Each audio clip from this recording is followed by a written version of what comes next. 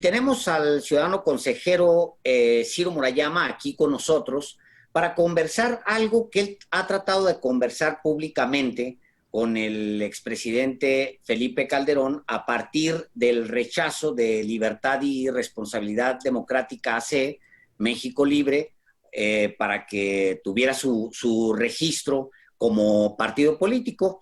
Y bueno, ha habido un intercambio y muchos malentendidos, creo, desde el domingo que empezó toma y daca entre el consejero y el expresidente sobre las razones por las cuales no se le entregó, pues no se le autorizó para que sea registrado como partido político México Libre, y le damos la bienvenida a Ciro Murayama aquí a los periodistas. Muchísimas gracias por la entrevista. No, hombre, gracias a ustedes por la invitación. Un gusto, Alejandro Álvaro, a sus órdenes. Gracias. Bienvenido, consejero, gracias. Pues lo primero que le preguntaría es, yo he visto que le repite hasta 2 veces, honestamente creo que ahí me quedé, pero creo que han sido más, le ha repetido 2 veces a Felipe Calderón los argumentos de CLIP específicamente. 2 veces, y las 2 veces le ha contestado como si la anterior ocasión no se lo hubiera explicado. El domingo le explica una vez y luego en el transcurso de la semana le explicó otra vez ya con más documentos y con una misma argumentación, y hay como una voluntad de desacreditar de Felipe Calderón. ¿Qué es lo que sucedió específicamente con el tema CLIP, como para que el auditorio lo conozca puntualmente? Gracias. A ver, permítanme explicar un poco los hechos y luego, si quieren, vamos a los dichos. ¿Cuáles fueron los hechos? Desde que en agosto de 2019 esta organización Libertad y Responsabilidad Democrática empezó su trabajo para constituirse como partido político nacional y empezaron a organizar las asambleas. Ellos se fueron por la vía distrital, tenían que organizar al menos 200 asambleas con 300 asistentes en todo el país. Empezaron también, obviamente, a gastar dinero y a ingresar dinero, y a ellos les aplica prácticamente la misma normatividad que a los partidos políticos, salvo que no reciben dinero público. Es decir, todo el dinero que ellos usan es privado. ¿Y qué dice la norma en México sobre el financiamiento privado a la política? ¿Qué se vale?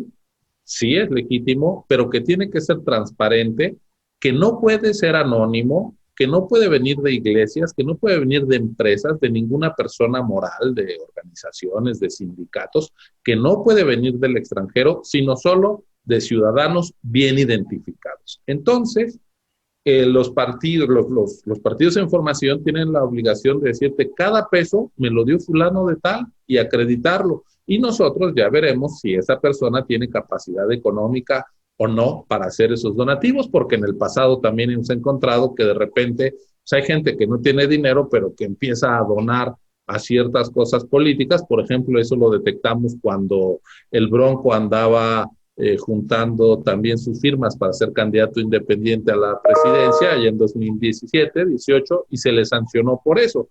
Hubo empresas que le dieron dinero a la gente que a su vez eran los que aparecían formalmente como los donantes del Bronco, pero en realidad era dinero de empresas que usaban a personas de escasos recursos para, digamos, tratar de hacer legales esos donativos. Bueno, con ese criterio, en agosto de 2019 se detectó que Libertad y Responsabilidad Democrática estaba usando esta aplicación CLIP para recibir dinero. La aplicación CLIP es totalmente legal en la vida comercial y de las transacciones. Uno va a una tiendita y paga, en fin. Eso no tiene nada de malo. El asunto es que se juntan los cobros durante un día y te ingresan a tu tarjeta los cobros por CLIP, y lo que más te pueden llegar a decir es los últimos 4 dígitos de la tarjeta que te pagó, pero tú no sabes si el que te pagó fue Ciro Murayama, Álvaro Delgado, o sea, Alejandro, no sabes. Y con 4 dígitos de una tarjeta ni siquiera sabes qué banco es. Entonces, ¿cómo voy a la Comisión Nacional Bancaria y de Valores y le digo, a ver, banco, dime quién está detrás? Ni siquiera es posible. Entonces, desde el principio se les empezó a decir, oigan, esto no sirve para acreditar quién es la persona. Y eso se les empezó a informar desde agosto de 2019. ¿Qué pasó? No lo lograron acreditar y ya en agosto del 20, el Consejo General, antes de dar los registros, sesionó en el INE para dictaminar las finanzas de estas organizaciones y a Libertad y Responsabilidad Democrática se les sancionó por haber recibido más de 1 millón de pesos por esa vía que siempre se les insistió no nos permitía identificar plenamente a los donantes. Lo que alega Calderón es, por una parte, que sí es posible que en uso de los instrumentos legales con los que cuenta el INE, puede solicitarle a la Comisión Nacional Bancaria y de Valores la información de esas aportaciones con la aplicación CLIP, porque además anexan la copia de la credencial de lector de los aportantes, y que también es otro argumento de Calderón de manera específica y de quienes forman parte de ese proyecto de partido.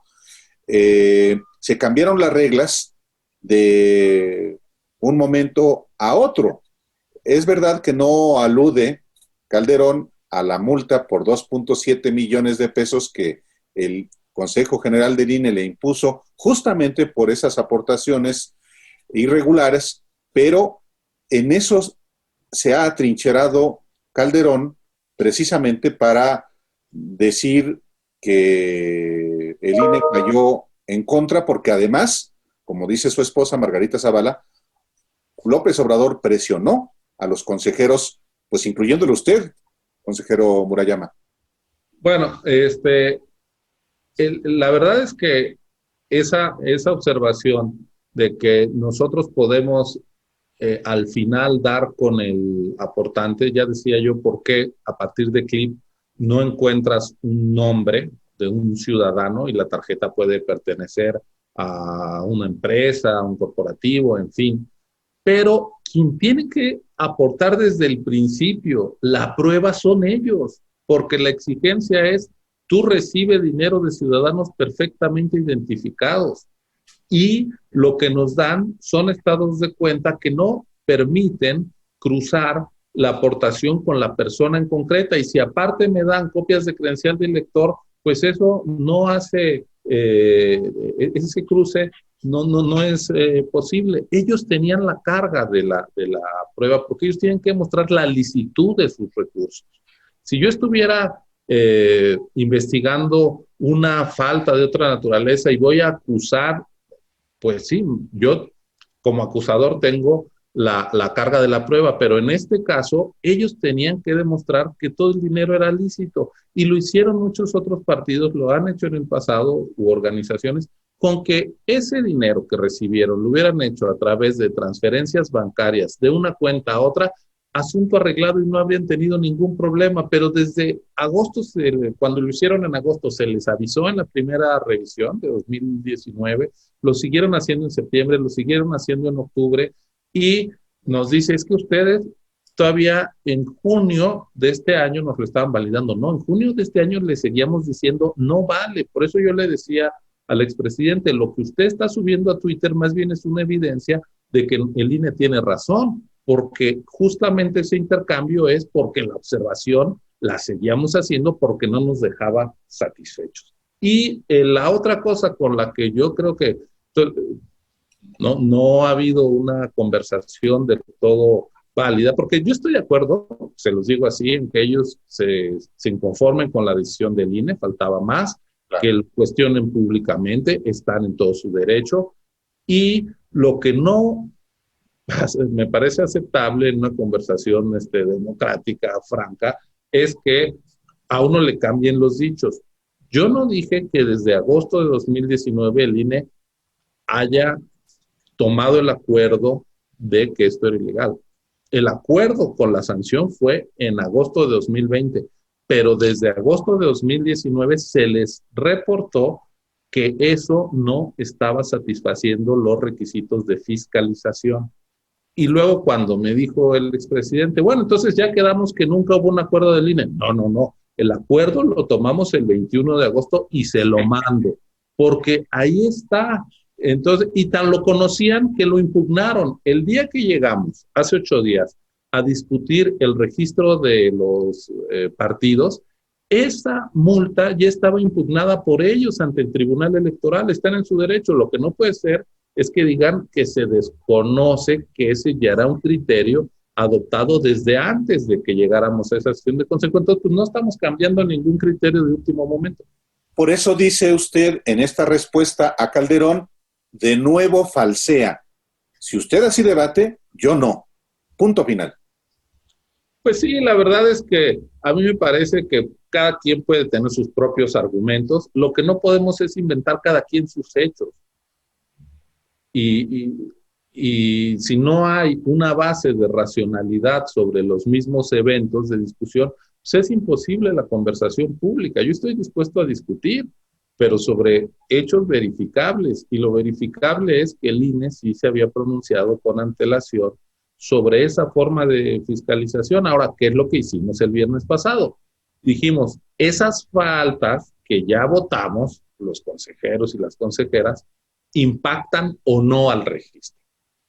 ¿Y por qué lo hicimos hasta el viernes? Pues porque era el día que se discutía el registro. La otra vez no se estaba discutiendo el registro, se estaba discutiendo si habían tenido ingresos y gastos adecuados y transparentes. Hubo muchas asambleas y dinero en otras organizaciones, redes sociales progresistas, Fuerza Social por México, que encontramos incluso sumas mayores de dinero que no supimos de dónde salió para pagar la organización de sus asambleas. ¿Cuál fue la conclusión en el Consejo General? Oye, esas asambleas quedan inválidas por haber sido hechas con dinero opaco. Entonces fue una regla pareja hacia todos. Y claro, yo lo que dije es, la Constitución nos dice que 5% es mucho en materia de financiamiento. ¿Por qué? ¿Por qué 5%? Dice la Constitución en el artículo 40, puedes anular una elección, se puede anular, un tribunal puede anular una elección, si el candidato ganador gasta más del 5% del tope de gasto. Entonces, el único parámetro para encontrar un porcentaje significativo en términos de manejo de dinero para sancionar algo es ese 5% de la Constitución. Yo dije, por analogía, pues si el 5% del dinero que reuniste no está del todo aclarado, pues no nos inventemos que es el 7, el 8, el 4, el 3. Agarremos ese 5% de la Constitución. Ya el tribunal se pronunciará en su momento. Entonces, pues eso yo lo dije para todas las fuerzas políticas cuando se tenía que hacer la valoración del registro. Y pues es más, desde el 21 de agosto, cuando discutimos la fiscalización, yo dije ya públicamente, ojo que aquí estamos encontrando dinero no del todo identificado. No nos podemos dar el lujo de pasar por alto esto cuando discutamos si damos o no los registros, porque entonces ¿para qué fiscalizamos? No es una tarea nada más contable administrativa, es para evaluar la probidad de un proceso de constitución de un partido que quiere recibir importante financiamiento público, que va a tener acceso a los tiempos del Estado en radio y televisión y que va a poder postular candidatos a todos los puestos de elección popular contemplados en la Constitución Federal y en las constituciones de los estados.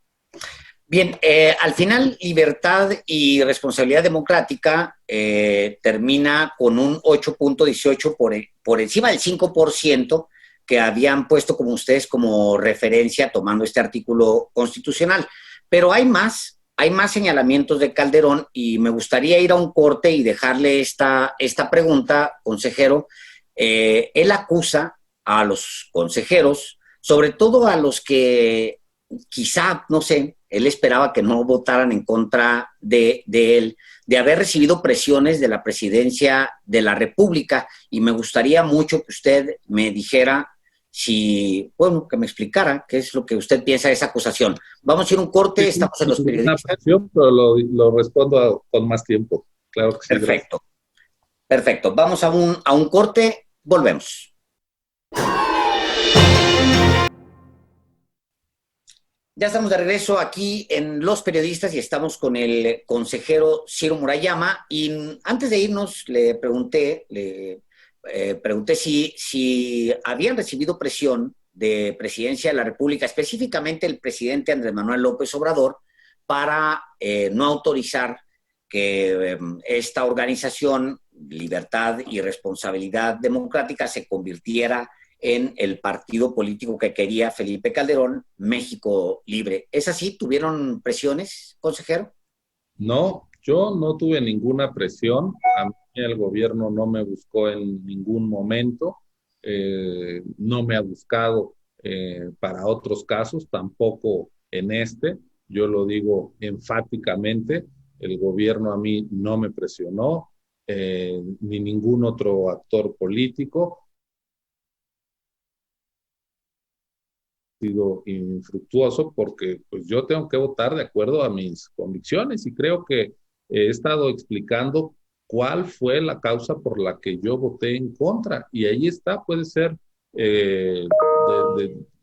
cuestionable, discutible, pero yo creo que el decir que esto fue una decisión fruto de una campaña del gobierno es equivocado. Yo, en lo que a mí me consta, no hubo ninguna presión de esa naturaleza y lo mismo ocurrió con los demás partidos que a los cuales, o intentos de partido a los cuales les negamos el registro. Yo me entrevisté con todos los dirigentes de esos partidos que quisieron hacerlo públicamente. Aquí en el INE los recibí, es parte de mi trabajo, escuchar sus argumentos, pero también yo tengo que dar los míos públicamente, así lo he hecho en el Consejo General, y creo que es bastante claro a lo largo de los meses o casi 2 años de este gobierno que yo he sido pues muy enfático en la defensa de la autonomía del INE y así seguiré actuando. Entonces, pues a mí no me presionaron, eso es simplemente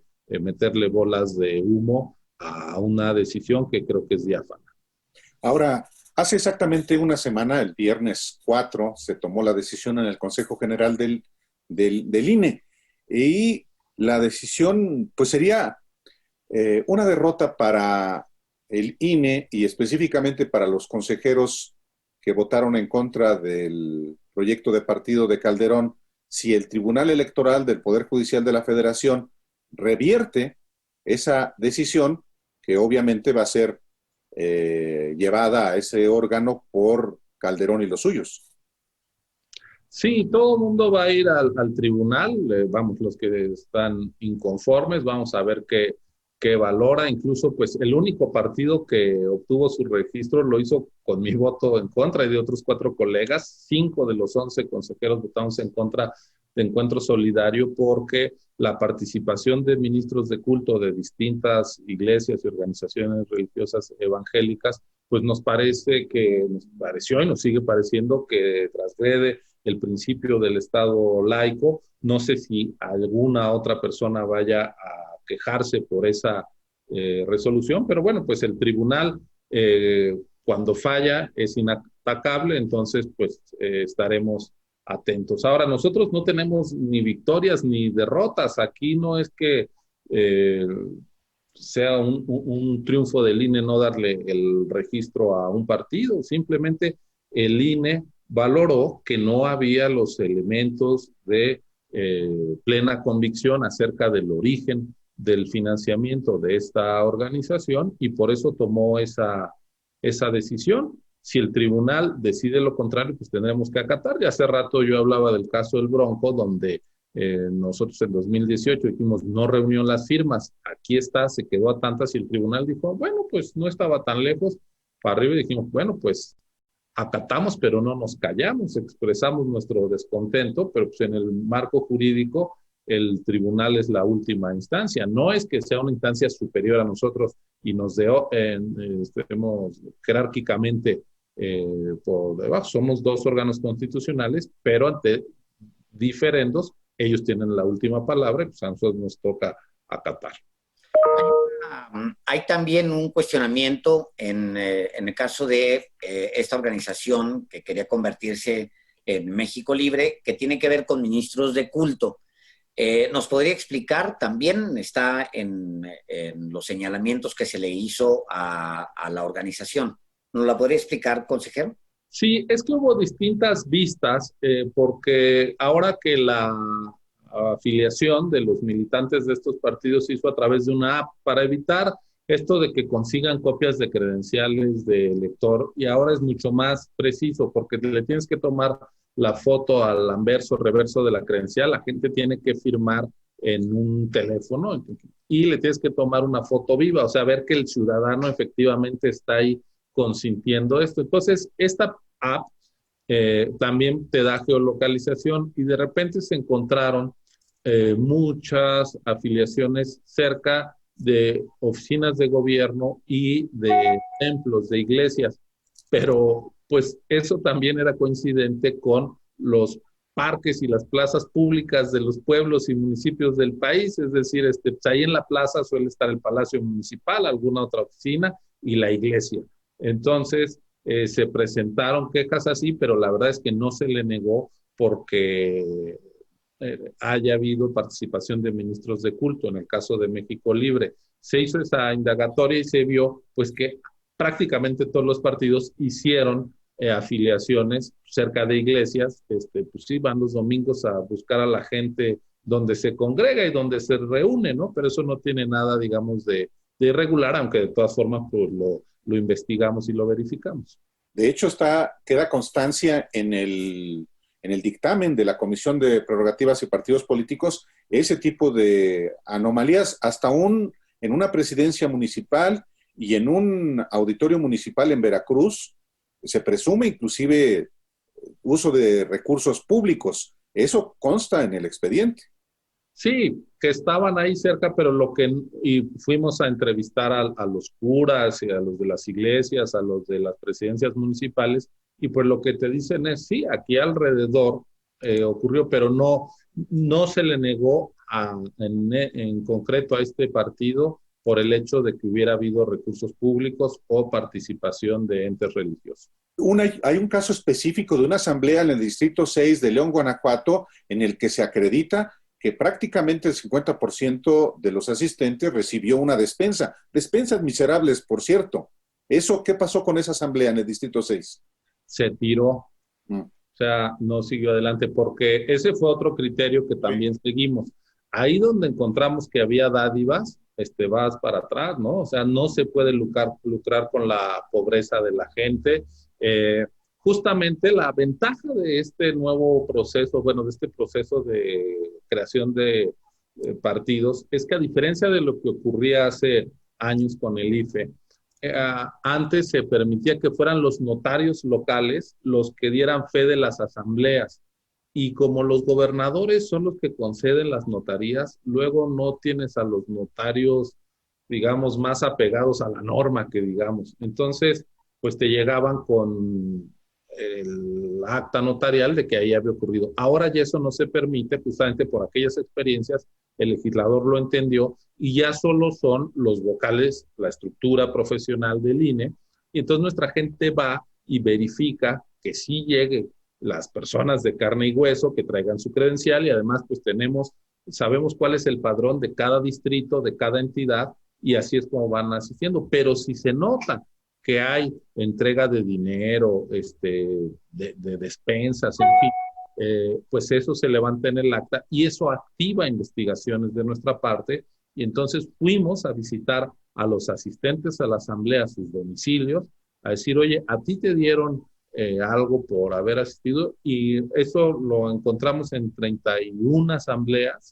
digamos algún indicio, y en 22, estoy hablando de todas las organizaciones, encontramos esas prácticas. Por ejemplo, en redes sociales progresistas que había logrado acreditar quórum suficiente en 22 asambleas estatales, donde hay 3,000 personas por lo menos, 9 de esas 22 asambleas se cayeron por entrega de dádivas, porque encontramos que había esas prácticas que pues están en la antípoda de la limpieza de la política. Uno esperaría que quien quiere formar un partido, pues justamente sea para desterrar estas prácticas de lucrar con la pobreza. Entonces, ese caso concreto que me preguntas, Álvaro, es una asamblea que no se validó.